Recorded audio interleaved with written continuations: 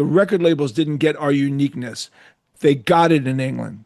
They got our uniqueness. So when we came over, they couldn't believe what they were seeing. They were seeing a heavy metal band wrapped up in a punk ethos. Yeah. Right? Yeah. Like a screw you punk attitude, but playing legitimate metal.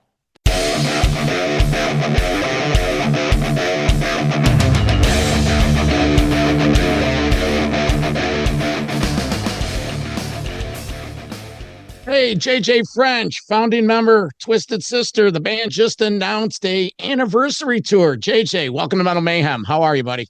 You know, I want to be clear what we announced. What we announced was that to commemorate 50 years of me, Eddie, and Dee playing together, we're going to do performances. That's exactly what we said. We don't tour. We never tour.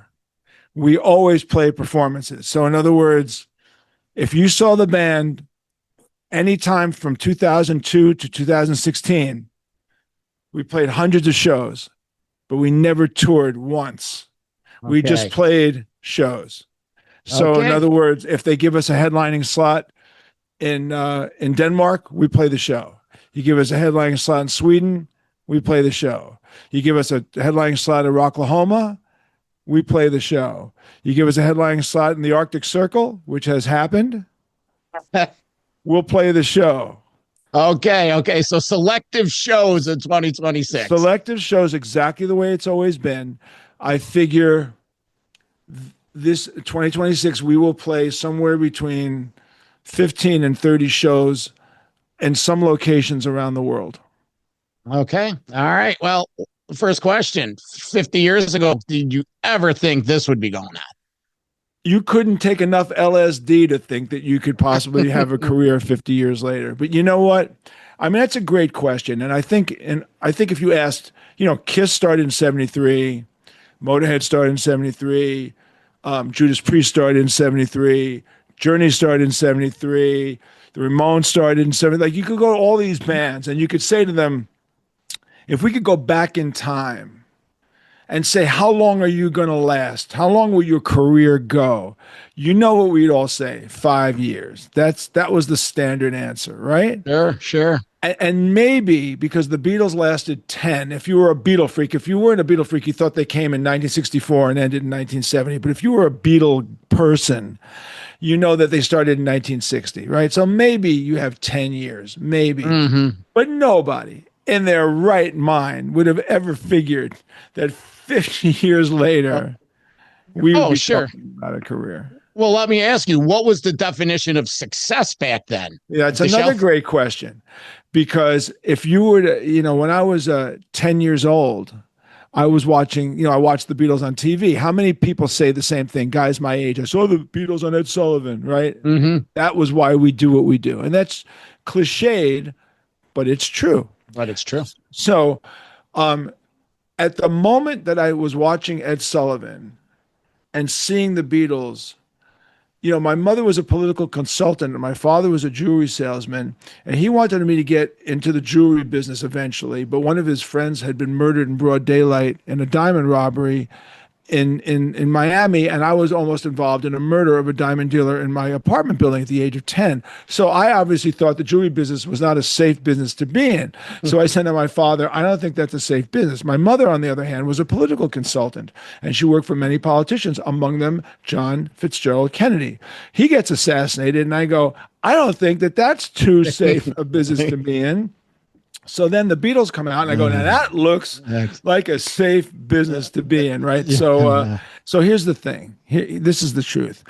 If someone had tapped me on the shoulder and said, you are going to be a rock star, and I think in our most abstract view of success, a gold record meant something. Like, hey, you got a gold record. That means like you're a billionaire, whatever, right?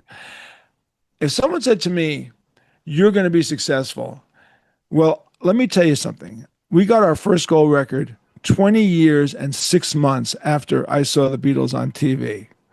So if I would have said, really, well, when's that going to happen? Like in a couple of years? And then, no, it'll be 20 years and 6 months from now. I think I would have gone, screw this. Let me ask you, when did your philosophy pivot from the shelf life of this band is 5 to 10 years to like, all right, maybe we don't have anything else to do, so we got to take the long haul? Another great question. So, you know, the band started in 73, right? It kind of started, but then D and Eddie joined in 76, right? And that's when things really started to take off. So now, you know, now it starts to take off and we start becoming very popular. And by 1978, we're really popular, like really, really huge, selling out all these clubs in Long Island and New Jersey. And now for me, it's 5 years in, right? For me, it's 5 years in at this point. And I'm thinking, okay, we're selling out the Palladium in New York, only band to ever sell it out without a record deal. Selling out all these rooms. You know, in those days, drinking age was 18, so 15-year-old kids were in the clubs. The clubs were gigantic. Let me be clear, in case you people don't understand, the clubs, the copy bar clubs that we played in, held anywhere from 1,200 to 5,000 people on a nightly basis. Okay, so we were making a lot of money, and we were very successful, and we kept trying to make demo tapes and try to get a record deal. And 78 goes into 79. We signed a deal with Eddie Kramer, the famous Jimi Hendrix's producer, to do demos. We thought that was going to be it. It didn't happen. In 80, we came close. In 81, we came closer. You know, by 82, for me, it had been 10 years. And for me, I was turning 30. I turned 29, and I'd already been at it for 9 years. And I said to my manager at the time, "You got one more year. And if we don't become successful in another year, I'm going back to school," because I had dropped out of high school. And I said, because you know why? You know, I don't care how big your heart is for rock and roll. Your girlfriend wants you to have a nice house, a car, an apartment. You know? I was gonna say, yeah, you know, it's time to grow up, if you will. It's time to grow up. Like your parents are looking at you, your girlfriend's looking at you. You know, when are you stopping this stupid shit and getting a job? So I felt like we were and then the drinking age started to climb. So I felt like we were on a melting iceberg, you know, in New York State. Yeah. And I said, we got to get off this iceberg. Someone's got to pluck us off this iceberg. And this is absolutely the truth. We signed our record deal with Secret Records April of 82. And on my birthday is July 20. On July 19th, at midnight of July 20, we did the photo shoot for our first album. Yeah. So I made it under the wire. Okay. Under the wire. So we got our first deal, and we signed our first deal. We did the photo shoot for Under the Blade. The back photo of Under the Blade, we're on the street, you know, like in our regular street clothes. That was taken at the stroke of midnight on my 30th birthday. Oh, that's awesome. Before we move forward, you talk about the clubs. Which club was your Madison Square Garden? We talk about success, but what was the club? Well, the biggest room was the Fountain Casino, which held 5,000 people. That was the biggest room. But I would say the most fun rooms, and Dee and I were having this conversation this morning. We just came back from Mississippi, by the way, where we were honored at the Grammy Museum, which is a whole other story. We'll get into that. But I said to Dee, what was your favorite room? Was it Speaks or was it Detroit and Port Charles? Speaks was in Island Park. And Detroit, although it was called Detroit, let me be really clear, it was not in Detroit. The club was just called Detroit. And it was in Port Chester, New York. And it was a beautiful club with a big stage. And I think we loved playing there. So my favorite nights of all, or Lemoore in Brooklyn. You know, Lemoore became very popular, very famous and legendary. And we were the house band at Lemoore. So I would say that, you know, playing those rooms were big, but there were all sorts of signposts along the way. We sold out the Palladium twice without a record deal. We played an outdoor show in Long Island that was supposed to draw 6,000 people, and 22,000 people showed up, and they shut down Route 110, and that was during the gas crisis of '79. That was a really big deal. You know, the Son of Sam was running around '77, killing people, and he was affecting our popularity because girls didn't want to go to the clubs. People don't understand the practical reality of that. We spent all year going, "Fuck you, man! Come on, man! Where are you? Where are you?" Like he was having a direct impact on the club scene because he was shooting couples in parking lots or in the tri-state area. I mean, God, you have to understand this is what was going on in 76, 77. It was a scary time. We had two gas crises. Gas crisis 73, when the gasoline went from 23 cents a gallon to 55 cents a gallon. Oh my God, the sky is falling. And then the gas crisis of 79, when gas went from 60 cents a gallon to 99 cents a gallon. Oh my God, the sky is falling, right? If you could get it, if it was your day to get it. Yeah, right. Odd even license plate numbers, as you know, and closed on Sundays, as you know. Yeah. There was a million different things that occurred, but from a performance standpoint, either Speaks in Island Park, which was a famous club, which was the old Action House. For people who have no idea what the Action House was, the Action House was a club in Long Island that had every single band that played the Fillmore East back in the 60s played the Action House. That was part of the circuit. So so Led Zeppelin played the Action House. If they played the Fillmore, they played the Action House. If Jimi Hendrix played the Fillmore, he played the Action House. If the Grateful Dead played the Fillmore, they played the Action House. If Jay Giles played the Fillmore, they played the Action House. So the Action House evolved into a club called Speaks, and we were the house band at Speaks, and we were very, very big. But, I'll tell you, the Marquee Club in England, which is legendary. The Who did a residency there. Yes did a residency there. Rolling Stones did a residency there. AC/DC did a residency there. We're talking the world-class bands, right? Well, when we played the Marquee Christmas week of 82, they gave us a Christmas card. The staff gave us a Christmas card and said to one of the greatest bands that ever played the Marquee. And I have to tell you what that meant to us. Oh, it was great. Was that the session that the live album came from? No, that live album happened. Again, very good question. No, the live album was recorded 3 months later. The live Marquee. Yeah, because we played that date, the one I'm talking about, Christmas week.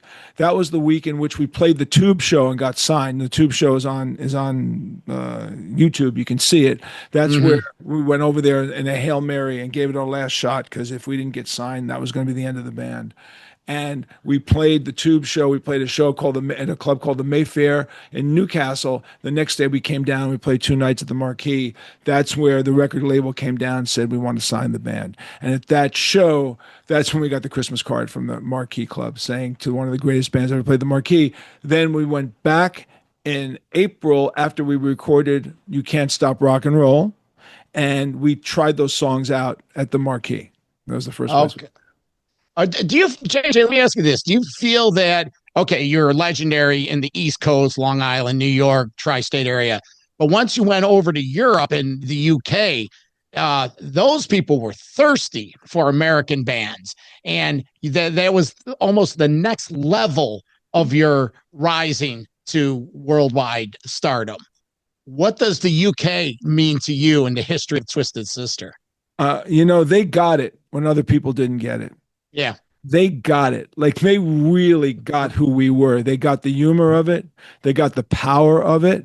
And they fell in love with it without the negativity that existed in the Long Island, kind of like a tri-state bar scene where we were very popular, but nobody in New York City gave us any respect. And you have to understand that at the exact same time that Twisted Sister was dominating the bar scene, that was the exact same time that CBGB was dominating the downtown New York scene. And it was almost like a cultural divide. Our fans would never be seen dead at CBGB's, and CBGB's fans would never be seen dead in a Long Island bar. And so it was a very strange mix. Outside of the Twisted Sister crossover wardrobe, didn't you guys sort of have a punk kind of vibe to you, or you couldn't cross over? Because CBGB's, that was the punk club. Yeah, and we were signed as a punk band in England. They thought we were a punk band. Why couldn't you cross the river and play CBGB's as? Why weren't you accepted there? Well, first of all, we never would have played New York because they couldn't afford us. There was no place big enough to pay us enough money. We were making a ton of money in the bars in Long Island, and never could afford us. Number one. Number two, we were still a cover band. Half cover, half original. Oh, okay. Right. And so that was very disrespected in the downtown scene. So downtown scene, you could suck. As long as you played your own material, you were golden, even if you sucked. Okay. And of course, look, I happen to think the Ramones are like one of the best bands. They're just a great band. And they're great for very interesting reasons. They're funny. They're ironic. They have a great sense of humor, and they have a great sense of self. And I saw the Ramones in 75 at CBGB's on a Sunday evening at 7 o'clock. And no one was in the room. And they didn't have the first album out. And a girl said to me, "You got to go see the Ramones." And I went there and I went, wow, that's like, I get them. All right. So the thing is, they were unique. They were very unique, right? We were unique too, but the record labels didn't get our uniqueness. They got it in England. They got our uniqueness. So when we came over, they couldn't believe what they were seeing. They were seeing a heavy metal band wrapped up in a punk ethos. Yeah. Right? Yeah. Like a screw you punk attitude, but playing legitimate metal. And it was a hybrid.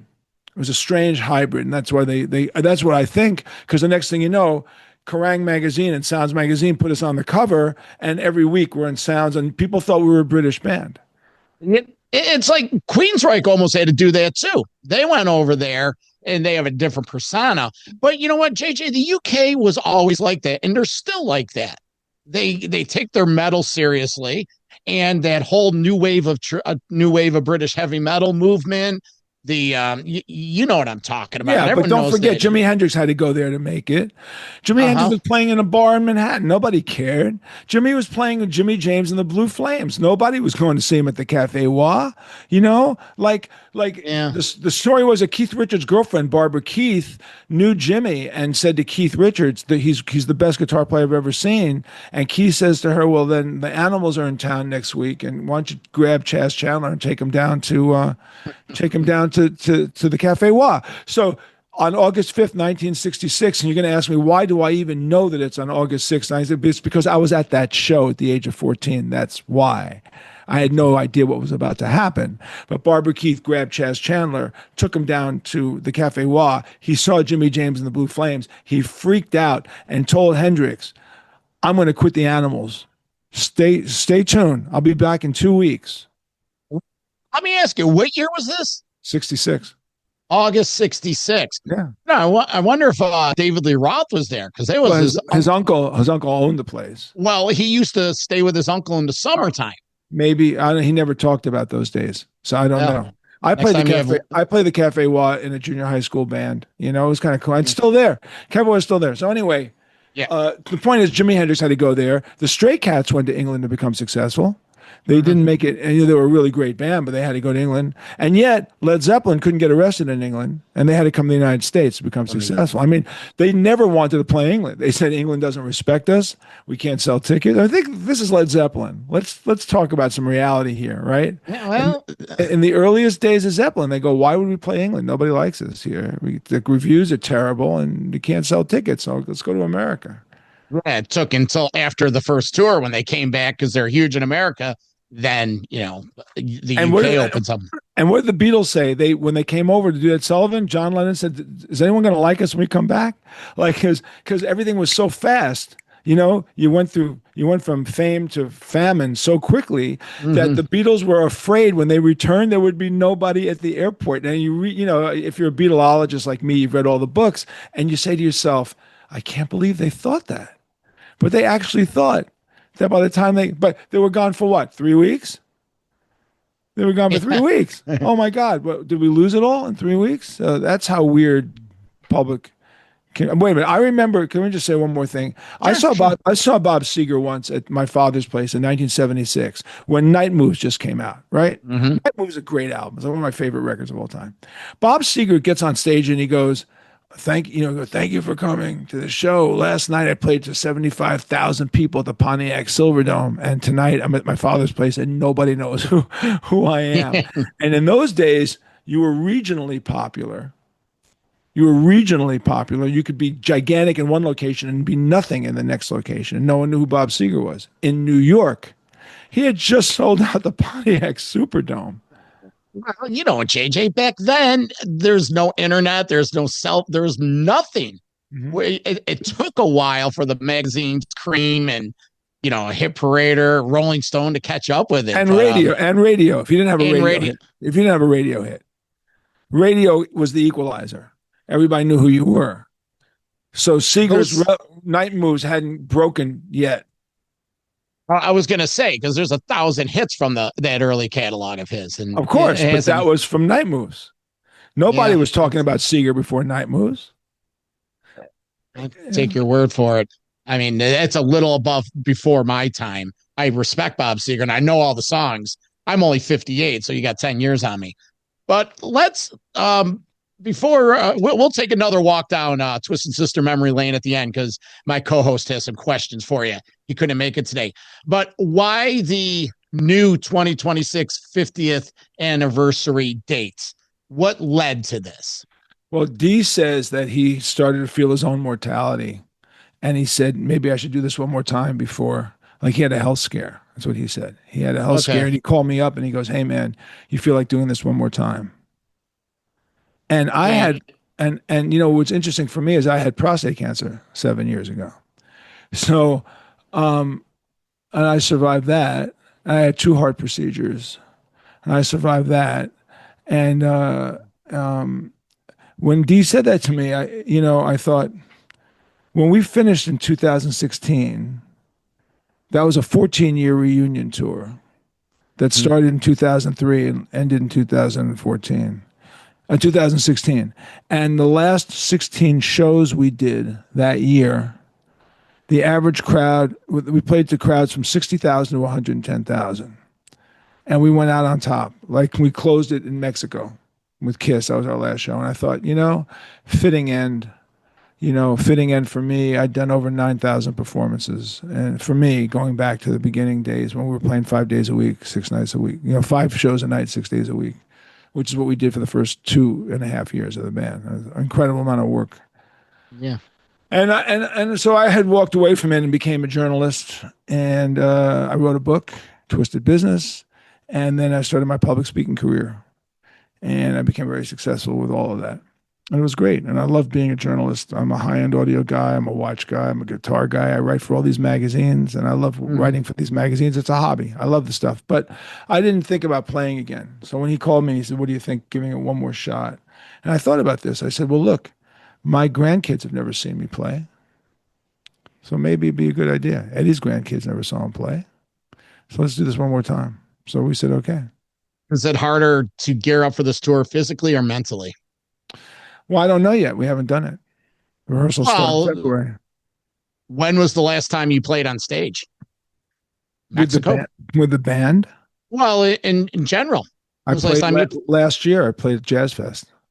I was in a superstar band at Jazz Fest. The drummer was Steve Jordan from the Rolling Stones. And it was 10,000 or 20,000 people. At Jazz Fest, it's hard to know because you're playing, on a stage with all these people out there. So it goes on forever. It goes on forever. So I don't want to be hyperbolic about it. I don't know, probably 10 or 20,000 people. And that doesn't bother me. Playing in front of 1,000 people doesn't bother me. But if you're asking me the last time I was on stage, it was last year at Jazz Fest. So you got Joey Franco on drums, and I'm not even going to try this last name. Russell Pizzuto? Yeah, Russell Pizzuto. Yeah, Russell Pizzuto. Oh, okay. Yeah. Were there any other candidates, or were they the only choice? No, pretty much. Because we dealt with people that we played with before. First of all, Joe Franco was a Twisted Sister drummer. Toured with us, played on albums with us, and Russell was a bass tech who also performed with us. He filled in on one of those mega dates in front of 110,000 people. He filled in when Mark couldn't, and he was perfect because he's a great bass player, a great musician, and he filled in. And we've known these guys for years. I mean, Joe Franco, I've known for 50 years. Joe's an old friend, and Russell's a great friend.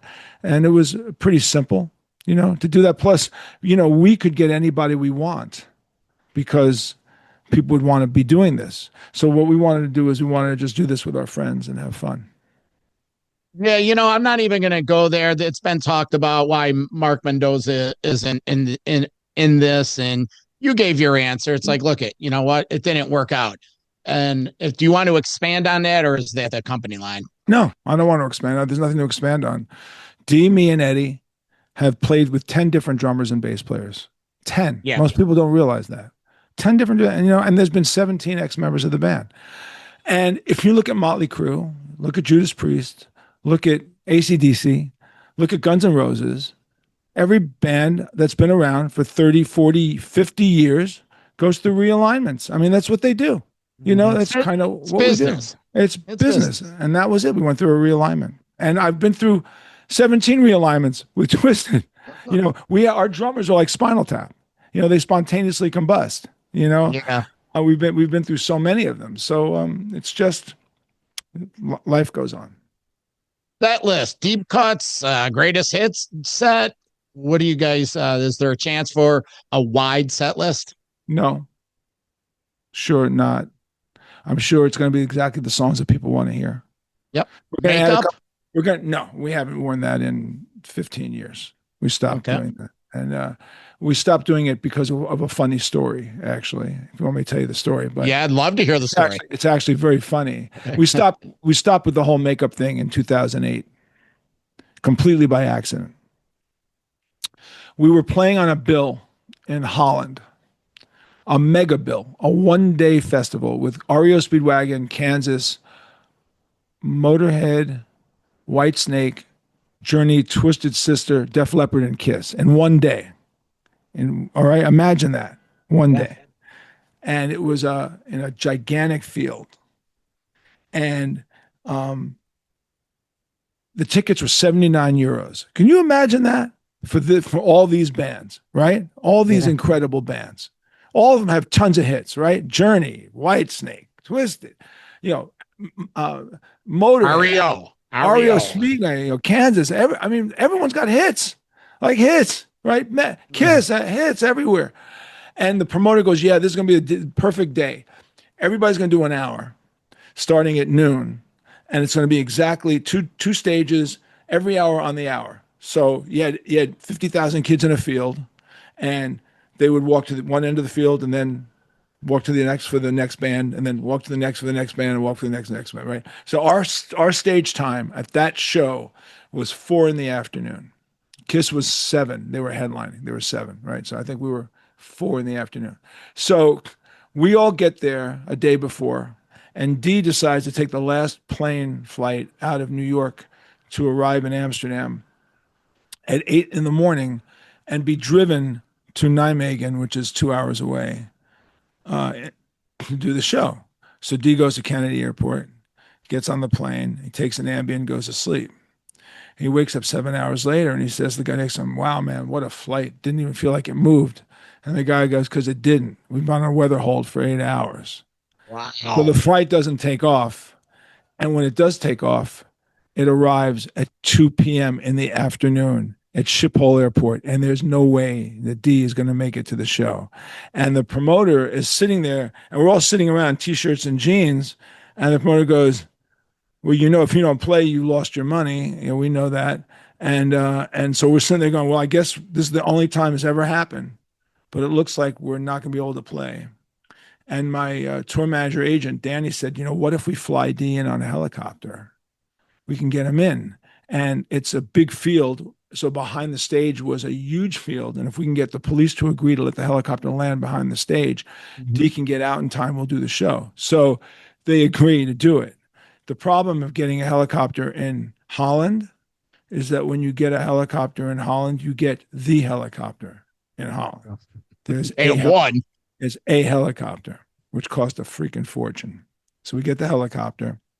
We're all sitting around the dressing room, like in T-shirts and jeans. It's 10 to 4, thinking we're not going on. It lands. Dee comes out in T-shirts and jeans. The helicopter's so small, it won't take a suitcase. So he's got no stage clothes. He's got no makeup, no nothing. So he goes, well, boys, let's go on stage and kill it.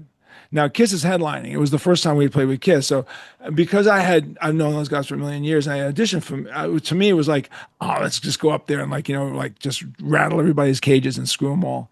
But, we went on stage with T-shirts and jeans, okay? First time ever. So we do the show. People are kind of, I don't know if they were in shock because we did it in T-shirts and jeans. But the next day in the Dutch national paper, there was a huge center spread on the concert. And there was only one photo, and it was us. The only band's photo was us. And it said, Journey was great, Kiss was great, Whitesnake was great, Metallica, everybody's great, but the only band that provided a quasi-religious experience was Twisted Sister. So we thought, wow, why are we wearing this crap? And that was the end of it. And that was the end. And then I thought, okay, I'm getting ready for the emails to come in. I'm waiting for that onslaught. One email. A fan said, I thought you wore makeup. That was it. Well, And here's actually, it was the best thing that could have happened to us. I'll tell you why. Because there were people that didn't like us because of how we looked. They wouldn't get past it because of the way we looked. Well, now we're not giving them a reason not to like us. So our popularity got even bigger. We became more successful.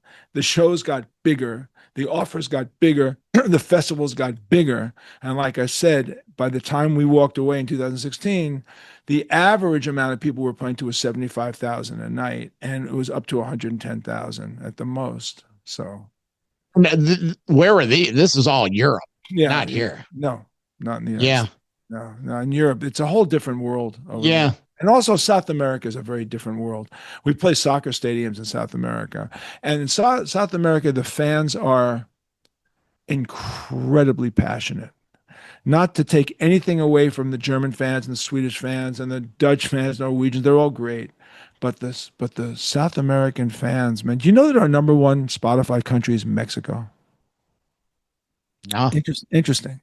Well, they're rabid. They take it seriously. They take it serious, and none of them were born when our records were out. I mean, we would walk around the streets, and I see these kids are 17 years old, and I go, "Why?" I said, like, "Thank you so much for being a fan. What do you listen to?" And they'll say, "We love Motley Crue, we love Kiss, we love Aerosmith, we love AC/DC, we love Alice Cooper, we love Twisted Sister, Judas Priest, that's Ozzy, Sabbath." And I said, "What about the new metal bands?" "No, not interested." "What about this?" "Not interested." They just love this like time warp 80s thing that lives in a legendary position in their heads. Well, so do I. And that's and by the way, we're damn grateful for that, by the way. Golden age, man. Like I said, I'm 58, and first time I saw Twisted Sister was Rochester, New York, Stay Hungry tour. It happened. Here's a couple questions for you. Why was that show, maybe you don't have the answer, why was that show recorded for the King Biscuit Flower Hour? Because it was recorded for the King Biscuit Flower Hour. That's where they did it, in Rochester. Well, I know Rochester's the shit. I've been saying that my whole life, but you didn't record like 4 or 5 dates and that was the best one? It was just... That was the name. Yeah. Look, I was going to say you were at the King Biscuit show. I was about to say that before you beat me to it. Yeah. But King Biscuit, they tell you the location they're recording. You don't have a choice. Why wasn't that show ever released as a concert? I guess because King Biscuit had the rights to it.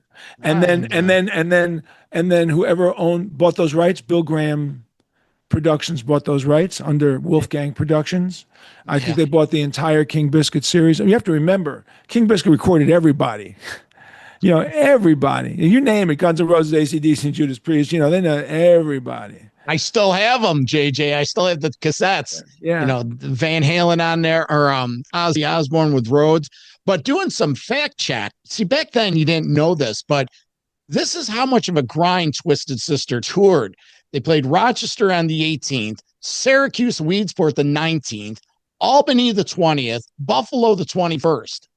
That's how it was back then. You would go, that's 4 concerts in Western Central New York, 4 straight days. Yeah, but we worked. There wasn't. People say, "How did you do that?" And I go, "It's just because that's what we did." I don't know how to put it. Look, back in the club days, we were playing 20 nights a month. Think about that. We're playing 20 nights a month for like 10 years. 20 nights a month for 10 years. I don't even think about it. It's kind of like when it finally happened on the big stages, the only thing that was different was we had to travel farther. Okay? And by the way, we worked less because remember in those days you played 3 1-hour shows or 4 40s. Now I'm just doing a 45 or a 60 or a 75. I was going to say that. It's just it's one gig spread over 4 days where you do the other 22 hours. Yeah, well, that's what we call it. We call it 2 hours of heaven and 22 hours of hell. That's what touring is. And also don't forget when you're an opening band, you go on at 7:30 in the evening and you're done at 8:15. Like you're done your day is done at 8:15. when you're an opening act. You start at 7:30 and at 8:15. Then you're the middle act, and you go on at 8:45 to 9:30. Then you're done at 9:30, and you get in your bus and you drive. Mm-hmm. If you're headliner, you go on at 9:45 and you end at 11, and you get in your bus and drive. In the bars, you know what time we got home every night? 6 a.m. I was gonna say the next morning. The next morning. That's when you got home. Yeah, The that's when next you got morning. home. Yeah, you got to the club at 7 to do the sound check. You hung out, you ate dinner, you started your first show at 10. Your last show ended at 3 a.m. and you were home at 6 a.m. And that happened every night. Yeah. I mentioned earlier my co-host Metal Walt. He's from New Jersey. He couldn't make it today, but he had a couple. He wanted to get this out to you. Some of your remembrance of many reunion shows, the 911 New York City, Sweden Rock 2022, but most importantly, Morristown, the Twisted Christmas, the final U.S. show, and the final U.S. show with Mike Portnoy. Metal Walt was at all of these. He is Jersey centric, and he just wants your reflection on those shows. Well, the Christmas shows were phenomenal. They were just different. They were so much fun to do. The Christmas album was a hit. It wasn't expected to be a hit, and it was an international hit. Did really well. And we played it all over the place, and people loved it because we did famous Christmas songs, but heavy metal versions of them. So everybody could sing. Like everybody could sing along with Christmas songs because they knew every song. Deck the Halls, like whatever, Jingle Bell. Like it was a great concept, and we had a lot of fun doing it. So all my memories of the Christmas shows, regardless of where they were always great.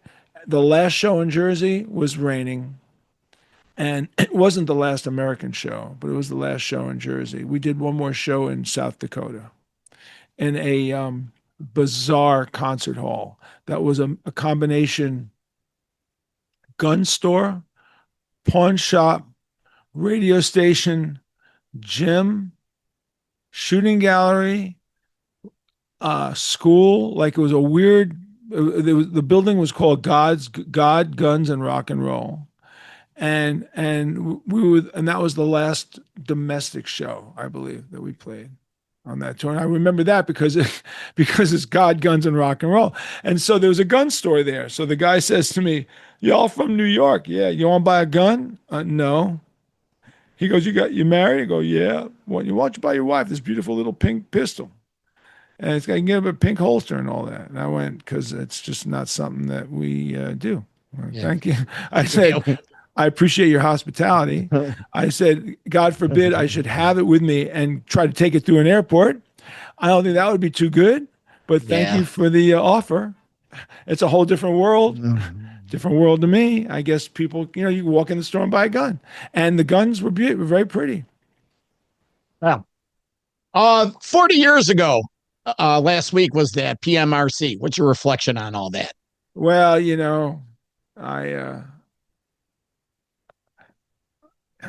what's my reflection on that? The fact that Tipper Gore led it and she was a Democrat, I'm a liberal Democrat. I said, what the hell are they doing? Like, what kind of game is going on? He was stupid. I thought the whole thing was just stupid. The whole thing was just dumb. And all I cared about was that we're going to sell more records. That was it. Yeah. I said, can we sell more records from this? And if we can sell more records from it, fine. If not, what the hell, Yeah, as it turned out, it gave the band credibility, took D off the makeup, made him look like it had a double-edged sword. Because D said how straight the band was, and the record label was livid. The record label says, never tell people that you don't do drugs and alcohol. It's the worst thing you can do for your career. Think of the irony of that statement. In any other business, you know what I mean? You do drugs and alcohol, stuck with a 14-year-old girl in a hotel room, your career is over. In my business, in the rock business, if that happens to you, they name a building after you and give you a Grammy. So they got really upset. They didn't want D to testify. Don't tell people you're a nice, upstanding guy who's faithful to your wife and, you don't get high. That'd be the worst thing you can do. So it was like a double-edged sword. I read something recently. Let me say, D's very smart. He's very articulate. I think he represented us quite well. That's what I was getting at. Yeah, I mean, He did. he said like you guys are such hypocrites. Under the Blade, you think it's some devil worshiping song. I wrote it about Eddie's tonsillectomy. It's like, we made videos that were comic videos that were fun. Look at what happened after that. Look at the real crap that kind of came out after that. Our stuff was like Disneyland stuff, and they Yeah. came after us, and it was Democrats. And I was offended because we're Democrats. It's supposed to be like the right wing Republicans from down south. They're the ones. But they passed laws to keep us out. They passed anti-rock laws in the South, and that was the result of those hearings. They passed anti-rock laws that said that if you performed sex with children, dead people, or animals, you weren't allowed, or sung songs about having sex with children, dead people, or animals, you couldn't play in these towns. And these local townspeople thought for sure we did those things. And the promoters would go, nobody does those things. No, we don't believe it. So Yeah. they would harass us. They would come down. They'd send the police out after us. D got arrested for obscenity in Texas. We got harassed by police chiefs. And man, it was like Gestapo tactics. We played one place where they had aimed at rifles at us the whole night. And they said, if you curse, we'll shoot you. Like, we're talking really dumbass shit that went down there. And I remember one group of born again Christians came up to us in Amarillo or San Antonio. And they came up backstage. They said, man, you guys curse a little bit, but you're damn entertaining. And I said, are you telling me you like us? And he goes, yeah. And I said, do me a favor. Never tell anybody you like us. Nothing will destroy my reputation more than to have someone like you telling someone else that we thought that we were a good band. Yeah. So it was a strange life. It was. I was going to comment. I read something somewhere recently that we're not going to take it, and I Want to Rock, the most licensed 2 tracks in the history of licensing metal. Yeah, no, history of the genre of 80s metal. Yeah. Oh, okay. More TV shows, soundtracks, commercials. We do so much licensing, and so for a while I thought, how much do we do? Are we really that? So I asked the record label and the publishing company. I said, before I go hyperbolic and make a statement that sounds like I'm an idiot, is this true? And they went, as far as we know, you've got more licenses than more people have used your music than any other 2 songs. So we're honored for that. I mean, we're known for those 2 songs. Dee wrote these anthems that are world-class, world-famous anthems. NPR had a survey done 5 years ago at 4th of July, the 30 songs that unite Americans. And they published the 30 songs that unite Americans. And we're not going to take it was number 3. Over Born in the USA, This Land Is Your Land, Springsteen, Dylan, Woody Guthrie. We were before all of them. It was incredible. What was 1 and 2? Couple of gospel songs. Okay. Like some real Look, the list was incredible. The list had all super famous songs. Yeah. And the 2 songs above us were 2. You could Google this. Yeah. A couple last questions. JJ, your legacy. What do you hope this tour adds to the legacy? Just a parting shot? Well, look, we're in the Long Island Music Hall of Fame. We're in the Heavy Metal Hall of Fame, and maybe it would be nice to be in the Rock and Roll Hall of Fame, if for no other reason than to codify the fact that we were the hardest working band that ever worked. Mm-hmm. I mean, no band worked as hard as we did. No band went through what we went through. Now, to be fair to all of my contemporaries in the industry, I'm going to be very clear. Every artist is like a snowflake, and every artist has a tale to tell. And every artist will tell you they suffered and blah, blah, and all that. And they very well may be. So I don't take away from any other artist the journey that they took to get wherever they got and how much they got their asses kicked in the process. Because we all got our asses kicked, because the record business is a slimy, freaking criminal organization where basically you sign indentured servitude contracts. I mean, Prince was right. It's horrible. And then you'll say, well, but they made you. And that's true. And they'll say that we made you and you didn't have to sign. And it's true. Okay? It's true. But the longer you remain active, the longer you can reconcile and repair the damage done by the contracts that you sign. If, however, you become victimized by those horrible deals and become a drug addict and an alcoholic and kill yourself, then you didn't last long enough to get over it. So I would say that Twisted Sister's work ethic was so strong. Our belief in ourselves was so strong, and our consistency was so good. I'd like it to be recognized. I'd like someone to go, you know what? You were one of the hardest working acts ever. You went through more. Look, our documentary tells the story. Yeah. And the documentary was quite literal. You know, we were turned down more times in a bed sheet in a whorehouse, and we've come back more times than Freddy Krueger. And that's really the truth about the band. And I'll stack that up against anyone else's story. Like anyone else's story. Go ahead, give us your best story. I'll beat it. Give me your best, like, woe is me tale. We'll top it. Because it's world class, and that's what made the documentary so good. So would I like to be recognized? Yes. Do I know the politicization of the Rock and Roll Hall of Fame is what it is? Yeah. Do I know that they hate Long Island bands? I hate Long Island and stuff. Yeah. I mean, it's kind of well known, you know. First of all, heavy metal as a genre is disrespected by the Rock and Roll Hall of Fame. And yesterday we were in Cleveland, Mississippi. Have you ever heard of Cleveland, Mississippi? Well, do you know why there exists Cleveland, Mississippi? Because the Grammy Museum is located in Cleveland, Mississippi. And you'll go, why is the Grammy Museum located in Cleveland, Mississippi? And the answer to that is because more lifetime Grammy winners were born in Mississippi than any other state. Okay? So there's a museum there, and they have a whole retrospective on 80s metal. And they asked me, Dee, and Eddie to appear and do a personal appearance with Alan Hunter, the VJ from MTV. And we appeared to do a Q&A to promote our 2026 tour and to promote the Grammy Museum. And if you walk into the Grammy Museum, this room that has just been built is like an ode to Twisted Sister, Motley Crue, Cinderella, Bon Jovi. It's beautifully done. And it's in Cleveland, Mississippi. How do you get to Cleveland, Mississippi? You fly into Memphis and you drive 2 hours. And you drive down the Blues Highway. That's the cotton fields where all the slaves picked cotton. And that's why all those blues artists came out of that part of Mississippi. So I went to visit the Museum of B.B. King, one of my heroes in Indianola, Mississippi. Albert King comes from there. The amount of classic blues musicians who came out of Mississippi, Robert Johnson, you know, the Crossroads, everything is there. Everything is there. It was a very emotional time, and they asked us if we would appear and do a Q&A about the genre of heavy metal. And so we went down there and we did a 2-hour Q&A with Alan Hunter for the invited guests, and it was really incredible. Look, my point being is that the 80s bands kept the music industry going and the concert industry going and gets no respect for it. Yeah, I agree. Congratulations on that. Are we going to be able to see it? It's going to be produced online somewhere?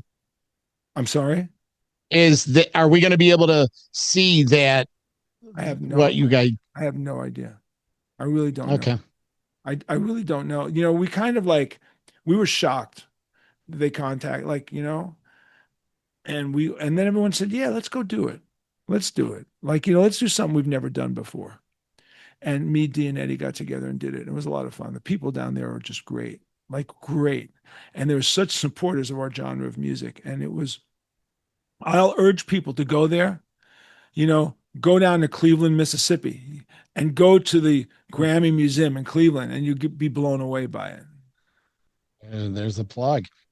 JJ, promote the JJ French brand. You're all over the place. Here's your chance to let everyone know. I write for a whole bunch of magazines. I'm a high-end audio specialist guy, so I go to these crazy high-end audio shows. If you don't know what high-end audio is, it's beyond me to tell you, but let's just say that there's a world of high-end audio, which is the audio equivalent of owning Maseratis and Lamborghinis, and it's turntables that cost anywhere from $50,000 to $500,000, and CD players that cost anywhere from $5,000 to $250,000, and speakers that cost anywhere from $2,000 to $1 million, and amplifiers for your stereo that cost anywhere from $3,000 to $850,000, and it's all for home stereo, all home audio, not professional, all home audio stuff. It's insane. stuff. And, can you put a great system together for $5,000? Yes, you can. I do that for my friends all the time. But if you're into the esoteric world of high-end audio, that's a hobby of mine. So I write for audio magazines like the Tracking Angle. If you read the Tracking Angle, you'll understand. I write for that. Tone Quest Report is a super niche guitar magazine. I just did a feature interview with Oz Noy, who's one of the greatest guitar players in the world, who happens to be a neighbor of mine. I interviewed him for a cover story for Tone Quest Report. Copper, which is another audio magazine. I was just featured in Revolution, which is the world's most beautiful watch magazines. I have a watch collection. I go to watch shows because I find watches to be fascinating.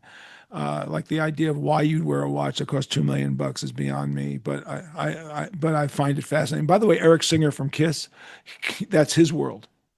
Watches. His world is watches. Yeah, he's a watch specialist. He builds watches. He actually goes to factories. From what I understand, he can actually build those crazy, like the Vacherons and the Pateks and all that kind of stuff.